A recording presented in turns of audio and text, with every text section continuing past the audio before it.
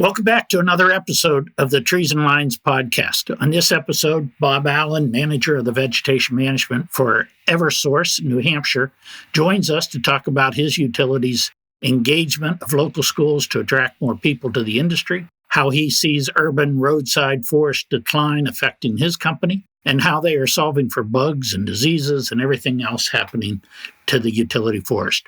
Have a listen. Hope you enjoy.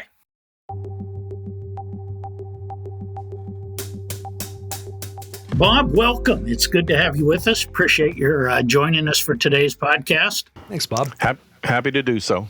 Yeah, appreciate that. We thought maybe we'd start off like we always do and ask you to, give us a little bit about your background and a little bit about the program you run up there in New Hampshire. Sure thing. Been doing tree work of some form or another since 1978, 45 years.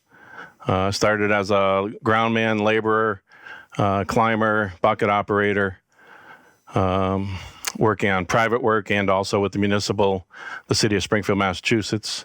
Graduated from Stockbridge School of Agriculture with a degree in arboriculture and park management.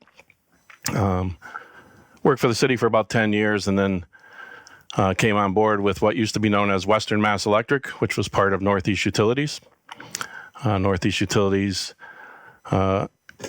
merged with NSTAR back in 2013 and became Eversource. But I worked for Western Mass Electric for about 5 years as a permission specialist and also a arborist. Went into Connecticut Light and Power, one of our other predecessor companies, and worked there for 17 years as an arborist and a senior arborist. 2009, after the ice storm of 2008 in New Hampshire, the fellow who had been running the program up here chose that he had other things to do with his life instead of go through another storm like that. So the job was open. I came up from Connecticut and became supervisor of vegetation management for public service in New Hampshire. Upon the merger of NSTAR and Northeast Utilities, I then became manager of New Hampshire and Massachusetts for 5 years. And then in 2018, I went back to just New Hampshire.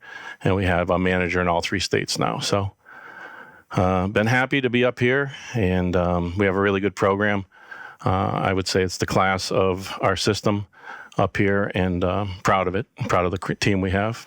Yeah, good. We're interested in learning about it. So Eversource is the biggest utility in New Hampshire, right? It is. It's the largest in New England. Across 3 states, we cover electricity, gas, water, and we're involved in wind energy as well. And you're over both transmission and distribution? I'm not currently. I'm just distribution in New Hampshire. Yeah, very good. Bob, you've lived through lots of mergers and acquisition activity. What's that journey been like in terms of the constant realignment of vegetation management objectives and program nuances and that sort of deal? Because there's been a lot of activity with your utility. Yeah, that's a great question, Tej, and certainly we've learned to roll with the punches, as they say. Yeah, veg management is always something that people wonder where it fits best, and we've been in several different organizations through the years. Currently, we're in engineering under asset management and process improvement. We switched in January of this year, January 23.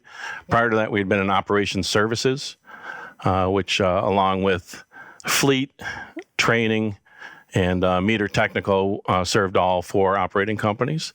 But this year, we've aligned with engineering, which we've done that in the past as well.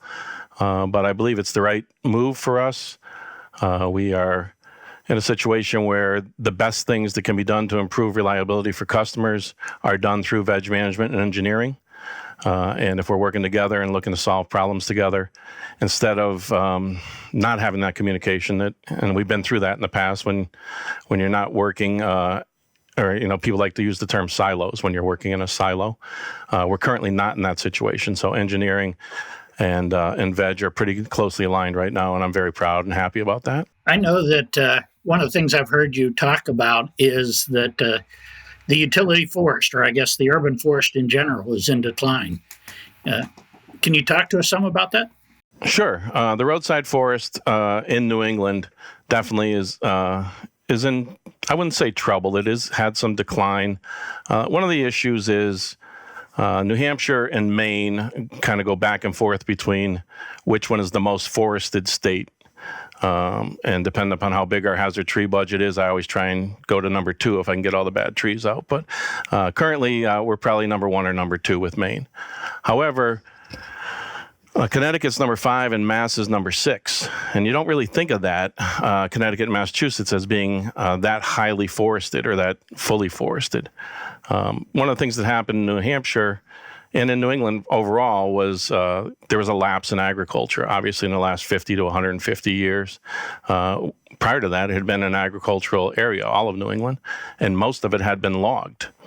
So we're in a situation now where we have even-aged roadside forest, multiple stems per acre. And I'm not a forester, I'm an arborist, but I've had to learn some of these terms because I look at what I'm managing every day.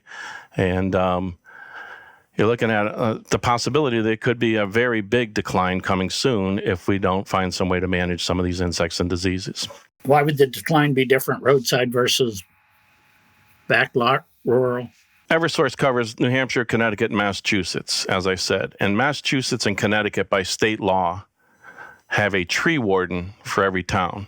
So that tree warden is in charge of the trees that are within the town, taking town right away, the layout, whatever term you prefer to use. But there are public trees associated with the road. In New Hampshire, we don't have a tree warden law. So, Phil, if you and I lived on a 3-rod road, 16.5 feet equals a rod. 3 rods is 49.5 or arbitrarily 50 feet. If we lived across the street from each other, you and I would own 25 feet to the center of the road. So the trees that in Connecticut or Massachusetts, right off the road, would be considered public trees. In most cases in New Hampshire, they would be private trees. So one of the things about New Hampshire managing the roadside forest is that those trees, we're talking to the tree owner. Whereas in Connecticut and Massachusetts, we're talking to the tree warden. Oh, that's interesting. Significant difference in the fact that you need to make the conversation with the tree owner. So tree warden in Massachusetts and Connecticut, individual property owner in New Hampshire. You need to figure out the best way to handle that tree relationship.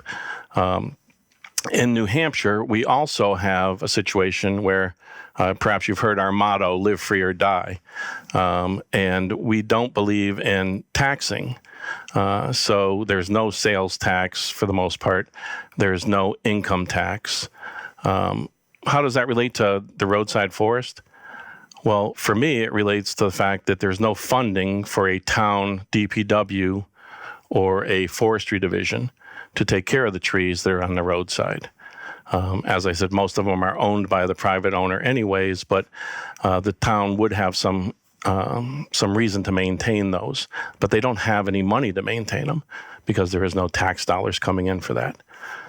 We prefer to spend it on education and healthcare, which I think is probably important, but I like the trees too. So the trees then become pretty much the utility's responsibility to manage that roadside forest. So that's why, for me, the roadside forest is most important, is that it's kind of incumbent on me as the manager of the wires to also manage that forest.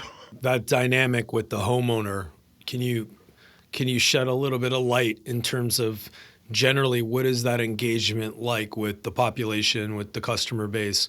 Are folks, they're not being taxed, so they also have more discretionary income. What is their general sort of relationship with you, your organization, and their position on their forests? Sure, it's a great question too. I think I don't know about the discretionary income, but Connecticut and Massachusetts, they do have a higher per capita income than New Hampshire. So you're talking oftentimes in Connecticut and Massachusetts with people who are investing more in their personal landscape. So sometimes those conversations can be a little more difficult. In New Hampshire, we certainly have people who invest in their landscape, and I'm one of them. I've got over 150 different species of trees planted at my house. Wow. And my wife, much to my wife's chagrin, but there is people who care tremendously about trees in New Hampshire, but we're loaded with trees as well. And I think a lot of the things that we understand as New Hampshire residents is the beauty of Mother Nature is with us every day. And while we understand that the utility needs to do the work that they do, it's more often in alignment with what the customer base feels up here, that we're not doing anything out of the ordinary. We're just maintaining the wires. Connecticut, Massachusetts, there's fewer trees per property, and perhaps those conversations can be a little more pointed, but we also have Connecticut licensed their arborists. New Hampshire, Massachusetts certify them. We have licensed arborists on every area in Connecticut working for Connecticut Light and Power, or what is known as Eversource Connecticut. Massachusetts, New Hampshire, we all have our certified arborists. So we're usually talking with somebody who's passionate about trees. And if the customer is also passionate about trees, I've never found a situation where we couldn't find a way to strike a deal. It's when somebody isn't passionate about trees that we sometimes run into a problem. So if the homeowner is responsible for, they own the tree, right? And those trees cause outages, where does the liability sit? It's not with the utility, is it? If the tree causes an outage, we have necessarily no recourse on how to stop that. We would talk to the customer and explain to them that we want to take the tree down or trim the tree to keep it from causing another outage. And generally that goes pretty well up here. One of the things I wrote in that article about the decline of the roadside forest is all the insects and diseases that are affecting our roadside trees or our forest in New Hampshire. There's significant amount of trees that we've identified as problems. I don't know that we'll be able to solve the problem ourselves, but homeowners generally feel like that tree is failing. And one of the things we have is the emerald ash borer up here, and I know that's been a big topic for 20 years in the U.S., but it's really taken off in the last 3 or 4 years up here. And you're familiar with blonding, how the woodpeckers go after the bug and then make the bark turn a different color. So that's been a real push by the state forestry group up here to let people know that they have that ability to identify that there's a blonding or a infestation, because otherwise they wouldn't know. Most people just drive by their trees or look at their trees, and they don't really look up to see how bad they are doing. So till the tree comes down. So have you That's quantified this? How fast is this decline hitting you? Good question, Phil. 2015 was the first time they noticed EAB up here, and each year it's gotten worse. Currently, I'll throw some statistics out there that I'm not sure are 100% accurate, but what I've been told by state employees is that ash is 6% of the New Hampshire forest, but 30% of the New Hampshire roadside forest. And that kind of lines up with what we're looking at for trees that we identify for removal. I would say definitely 3 to 4 out of every 10 are ash trees. So it is ramping up compared to where it was 5 years ago. There's a couple that really are a concern for us right now. One of them goes under the heading of WPND, and that is white pine needle damage. White pine is in New Hampshire and certainly in parts of New England.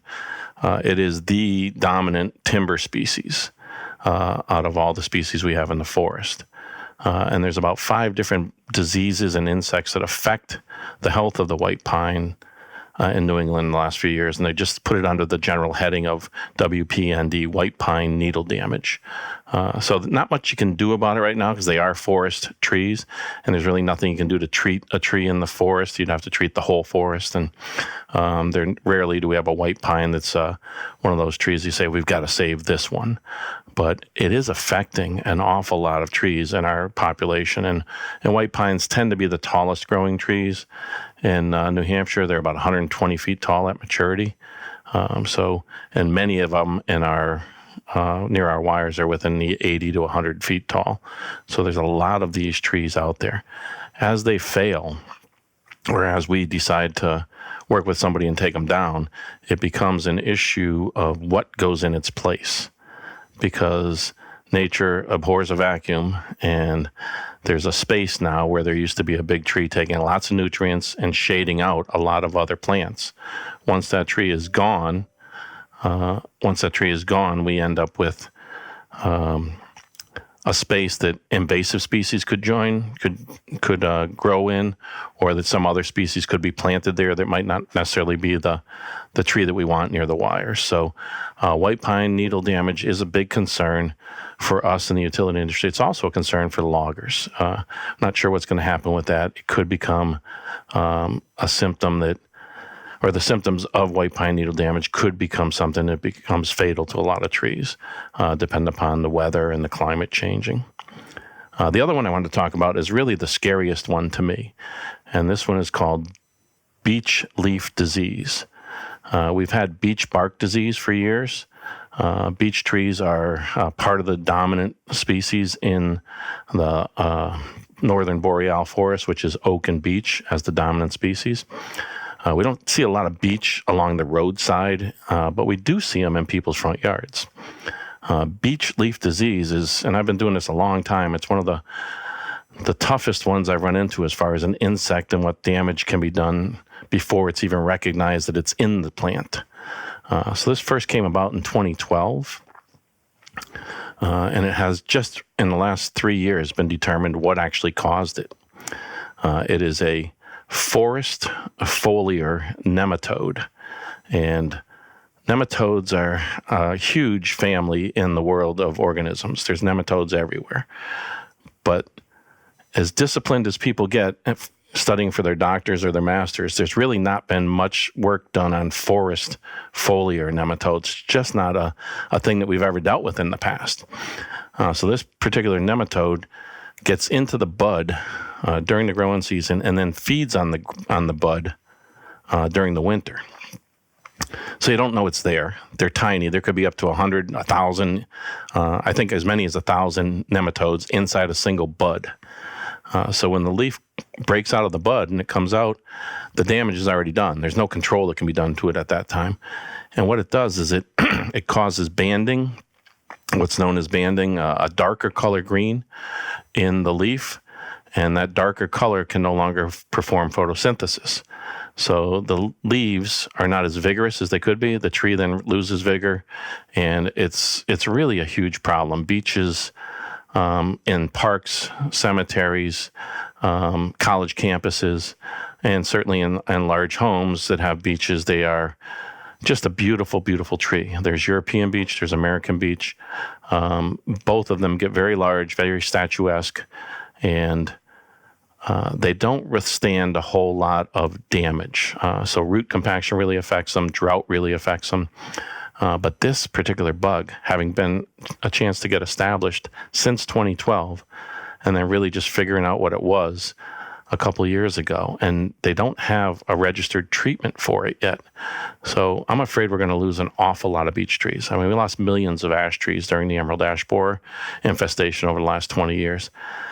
Beech trees, if you've ever been to Newport, Rhode Island, beech trees are huge down there. They're big trees, and they're a huge part of the landscape. And if they get affected by this bug, it's going to really change the whole outlook of Newport and the tree canopy there.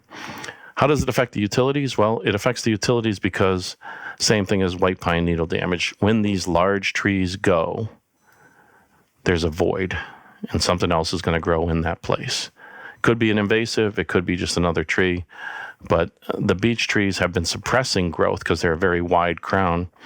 They've been suppressing other growth, which helps the forest in a lot of ways because it gives the chance for the timber stand to get mature. But once those beeches and white pines are gone, there's a big void in the forest, and something will go in there in its place. So the beech tree loss is going to be just as substantial, I'm afraid. It's a dominant species in New England in the forest, and it's been a hard time trying to figure out what this problem was.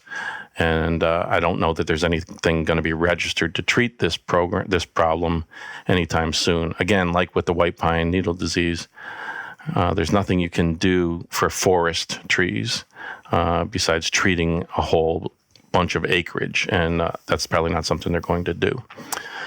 For the roadside and for the park and cemetery and school beech trees, there is a chance that they can treat them.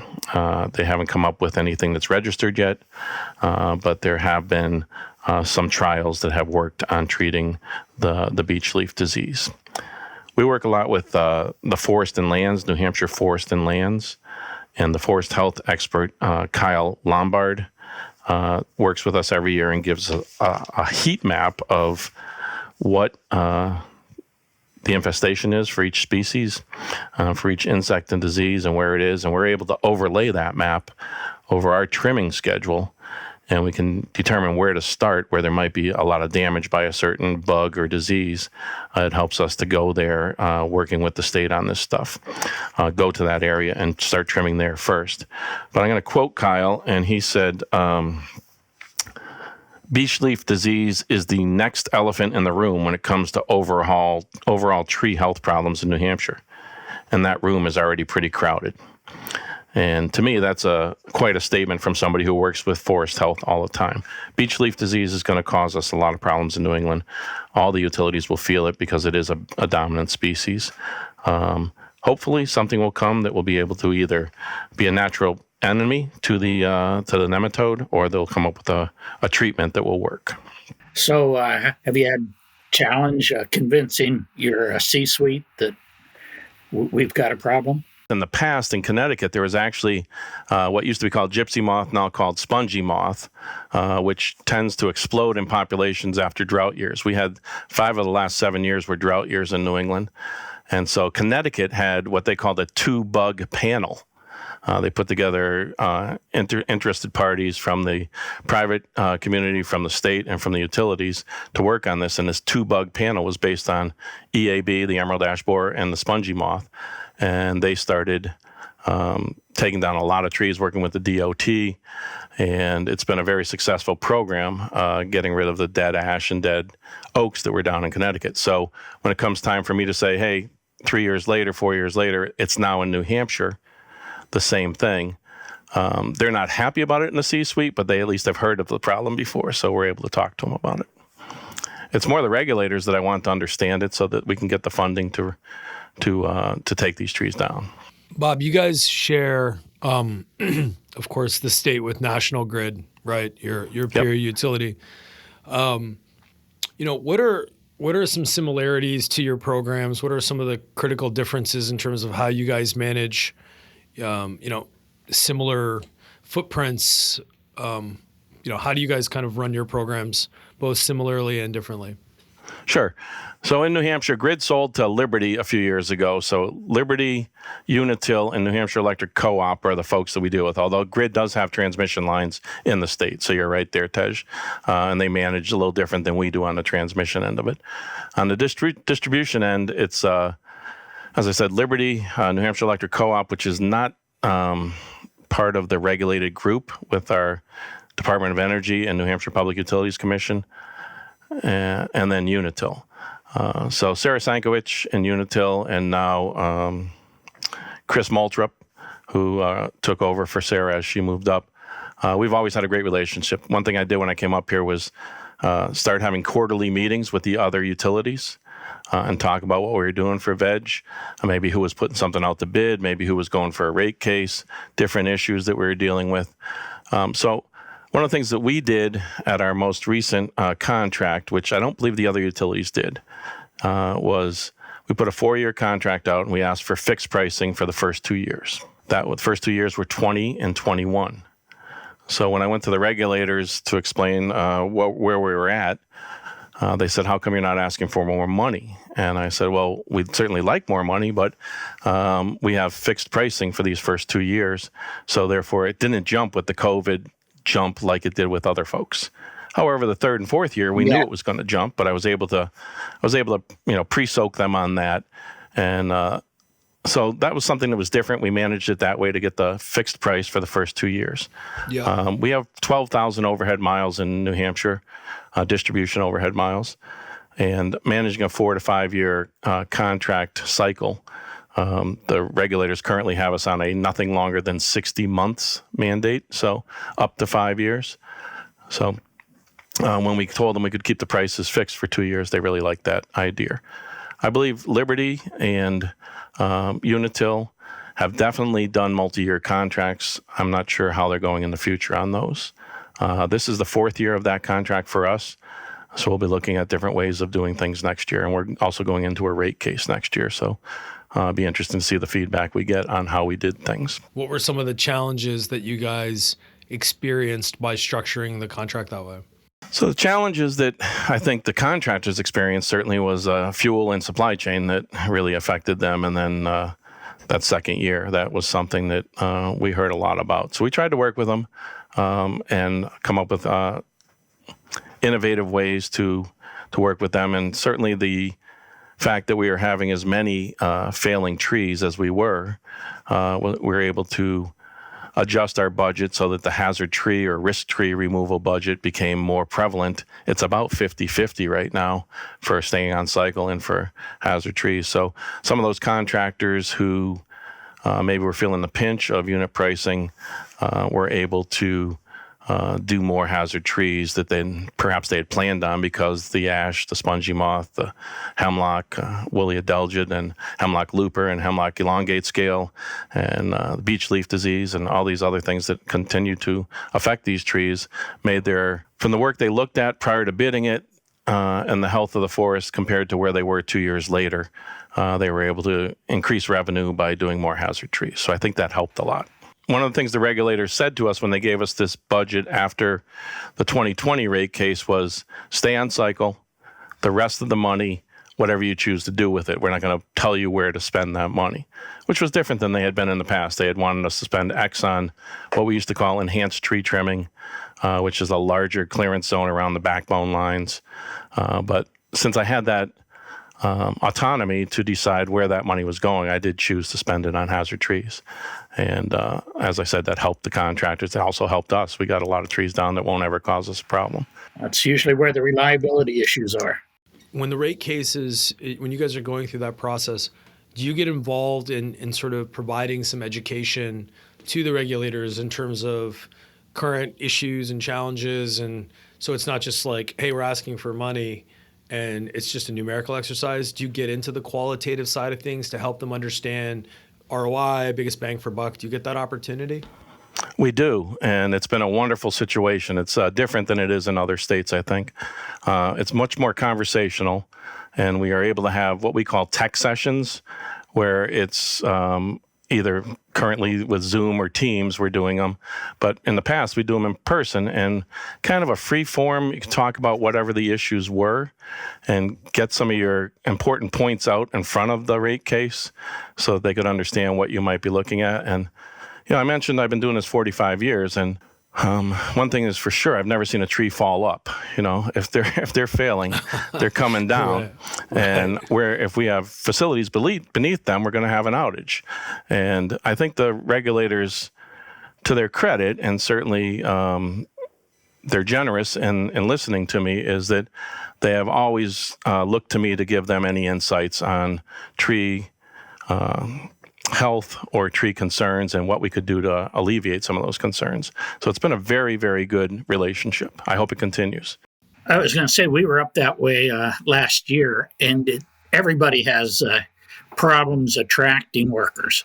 But it seemed a little bit acute right up there in New England, particularly acute.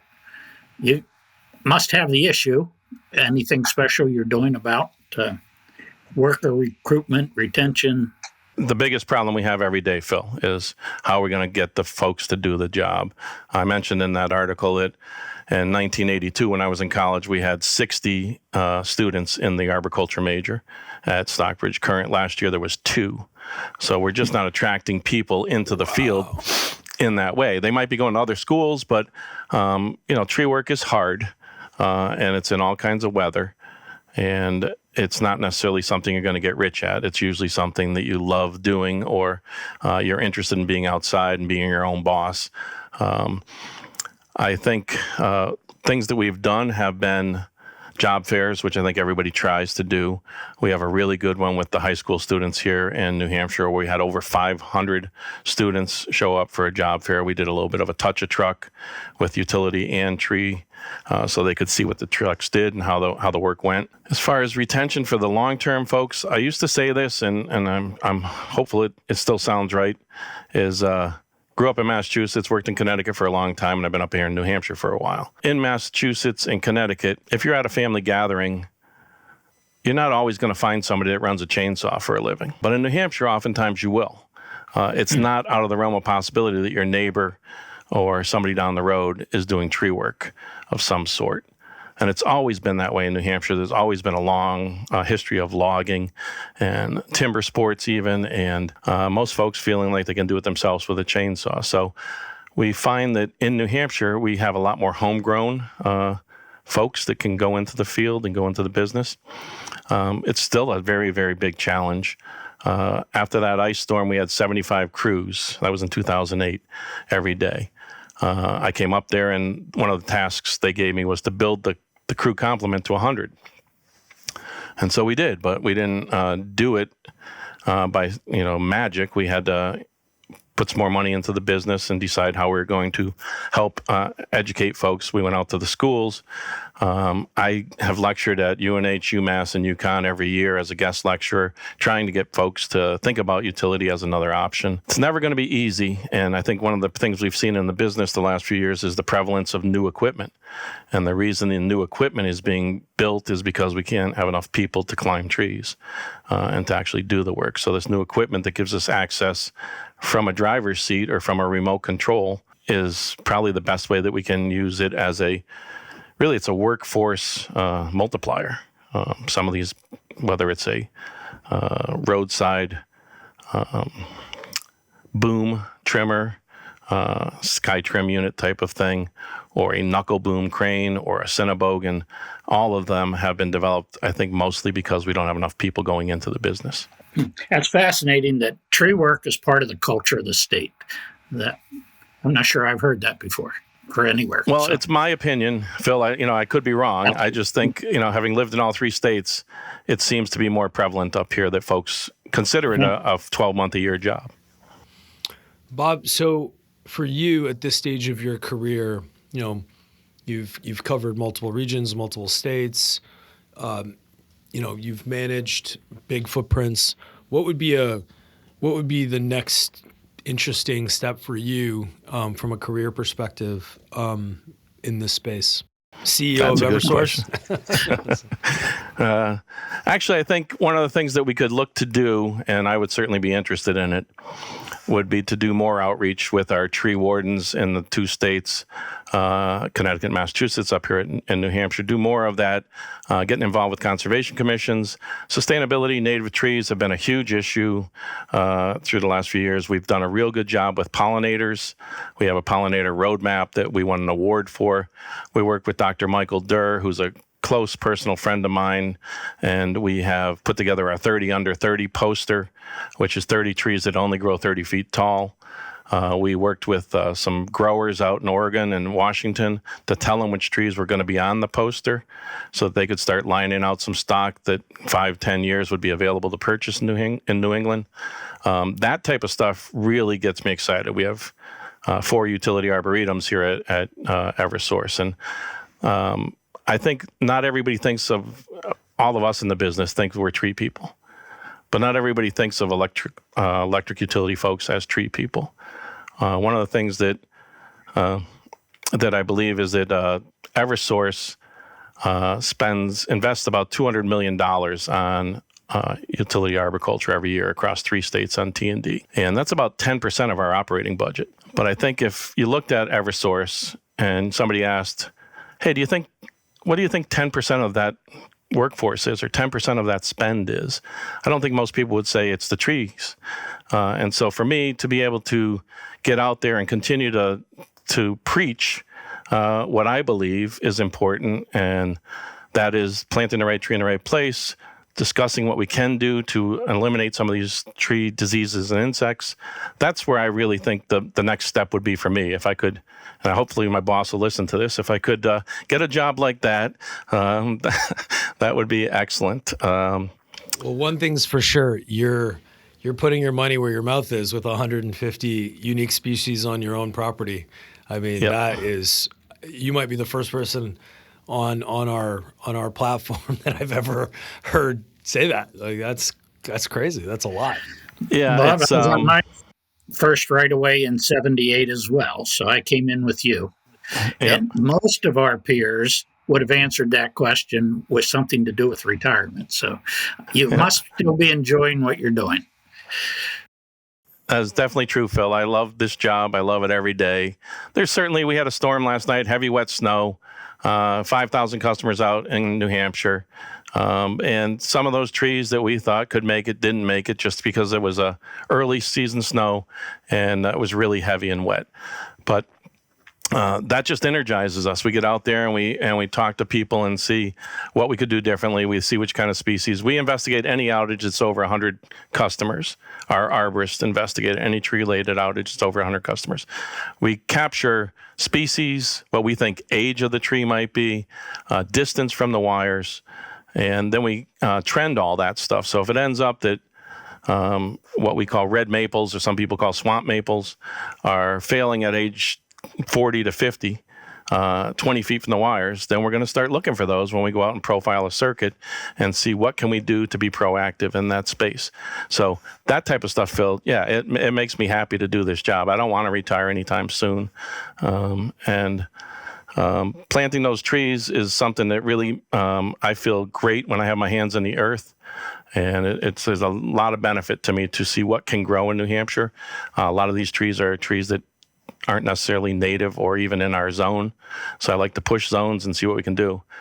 I probably have spent money more wisely in the past, but some of these trees really mean a lot to me to try and get them to grow in New Hampshire and see what we can help educate our customers and our nurseries with what might grow up here. Bob Allen Arboretum. I'll have to visit sometime when I'm up. Yeah, same. You're welcome anytime. They've been recognized by Global Leaf Award within the last year or two. And So the Gold Leaf Award is awarded to a company or an individual or group of individuals who've made an impact on the landscape in their area. And it's New England International Society of Arboriculture, New England chapter, that awarded it to us for our involvement in utility arboretums. In 2012, we had a windstorm in Portsmouth at the Urban Forestry Center, and it knocked over a stand of spruce trees. Probably 500 trees got blown over. It was an amazing storm. Right there at the Urban Forestry Center, there was now an opening, and I'm on the Community Forest Advisory Council for the state. We usually met at the Urban Forestry Center in Portsmouth, and they asked, what should we do? And we suggested doing a utility arboretum. It was our first one. It was only 2 pole sections, just 100 feet of line, de-energized line, and we put approximately 20 trees that we thought would be good trees to put near the wire. So the whole plan before you plant thing, which every utility's been talking about for 50 years, we tried to put in action there. 2 years later, we have the merger of NU and NSTAR, and our director, Vera Admore-Sacchi, says, let's have an all-hands meeting. So we had one at the Urban Forestry Center, and she saw the utility arboretum, as small as it was, and thought, this is fantastic. And I told her how it came about, and she said, I want you to build one in Connecticut and Massachusetts. And I said, well, I only cover New Hampshire. I really don't really have that ability to build it in Connecticut or Massachusetts. And she said, all right. And then a month later, she gave me Massachusetts. So I was able to take over that. And we built one at UMass Amherst, working with Dr. Dennis Ryan, Dr. Michael Durr, Dr. Brian Kane, Mike Davidson, Todd Cornoyer, head of grounds at UMass.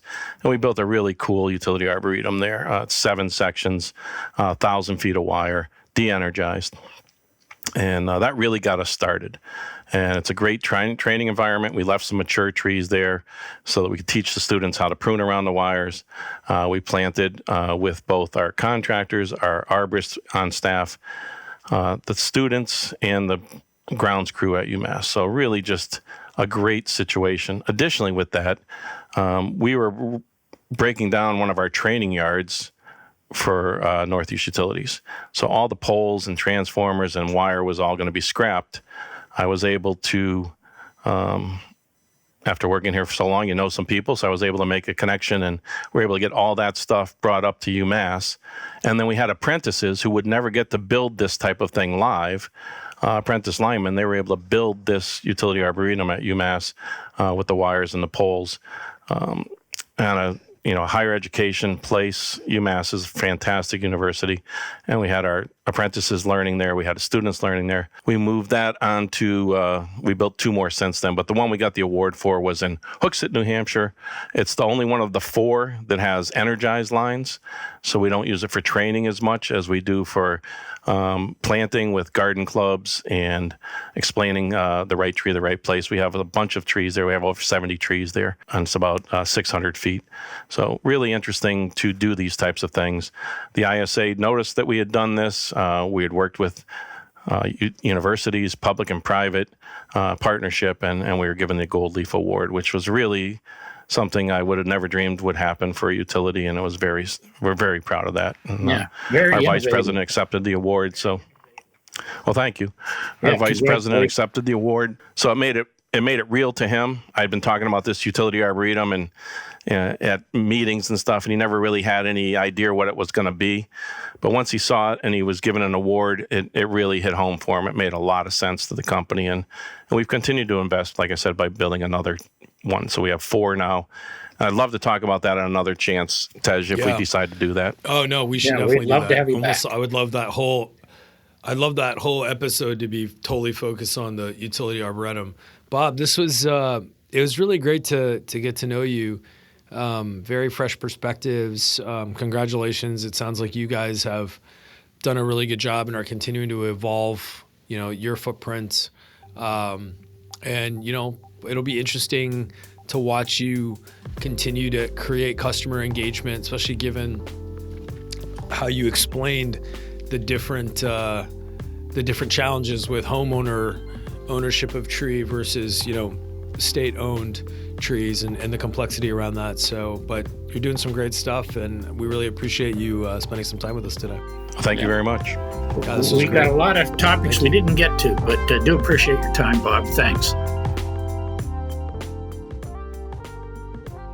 That's it for this episode of Trees and Lines, brought to you by Iapetus Holdings. If you like the show, please give us a 5-star rating on Apple or Spotify. If you have any questions or comments on any of our episodes or ideas for topics or guests, we'd love to hear from you. Please contact us at treesandlines@iapetusllc.com. We'll chat with you soon.